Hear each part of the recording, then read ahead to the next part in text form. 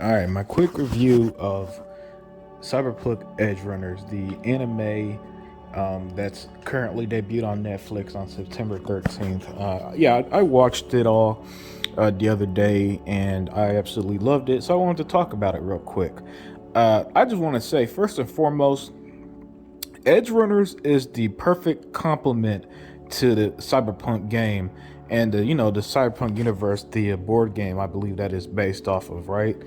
And what was one of the many cool things about it, as someone who beat the game, right, was seeing pretty much all the locations that are also in the game, all the references. There's even a part, in one of the episodes where the map they showed looked exactly like the video game map, and it was a lot of fun. You seeing characters like Rogue and Claire and all them from the nightclub was really cool, and you could tell that a lot of care and a lot of care and a lot of work went into this anime to match up well with the show. I mean, I'm sorry, the anime to match up well with the video game. And, and I gotta say, the anime was brilliant too. I've said it before and I said it again. To me, Cyberpunk 2077, that's in my Hall of Fame of games. One of my favorite games I've ever played. I loved every second of it.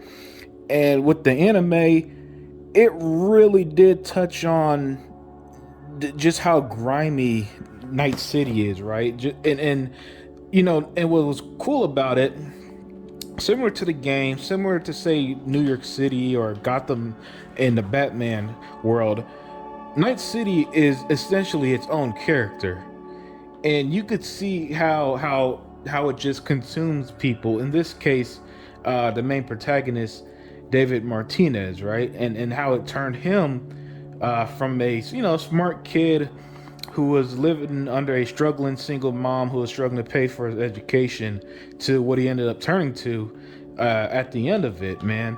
And and it's kind of like, and it touched on things like the cyber psychos, if you remember them from the game. Now, I'll say this: what made a cyber psycho in the anime doesn't really fit with how it works in the game, because you could pretty much do all the cyberware you want, and I don't remember it affecting you at all in the game. But that's not anything major, really, because the story that the Edgerunners was telling was really just one of, like, okay, this is Night City, and Night City is just this almost inescapable animal, in a world where corporations rule and gangs violence and all this stuff is just almost inescapable unless you're at the top of the society, right? And just to see how everything just went together and how the characters interacted was just great. Lucy, the David's lover, she was great. Rebecca was a lot of fun. Kiwi, she ended up playing a big role at the end and stuff. And it was so every character was well written. Every character's plot made sense. The way everything flowed together was great. And it, like I said, man, Cyberpunk Edgerunners is the perfect complement to the game.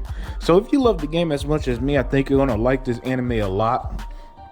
And the animation was really well. It's got this really cool stylized art style, right? So if you're going in expecting a realistic style, you're not going to see it. Characters are going to have exaggerated body parts, and the movements when during the animation is going to be very exaggerated, sometimes even goofy. And something that I appreciate about Cyberpunk game that translated to the show was just how adult it was. It didn't hold hands, it didn't hold punches. This is what I really do like, how Cyberpunk 2077 is just this raw adult game that it doesn't shy away from sex, it doesn't shy away from murder, it doesn't shy away from adult topics, suicide, mental illness, whatever the case is, right? And Edgerunners was the same. It's a show that is at times even more gory than the game from what I remember. Now, to be fair, I did an Edge Runner build myself, so I was more so doing hacking than straight up killing folks. But still, a lot of gore when it came to the action scenes and stuff, and it worked for it because that's the kind of world Cyberpunk sets. It's not going to censor itself to protect your sensibilities. It's not that kind of show. It's not that kind of game, and everything just tied together so well that I want to make this review to just compliment how well done the show was. The animation, the characters, the writing. Again, I'm gonna end it by repeating this. It is the perfect complement to Cyberpunk 2077, the video game. And I think you'll get a lot of mileage out of it. So if you've seen it, let me know what you guys think, and I'm out.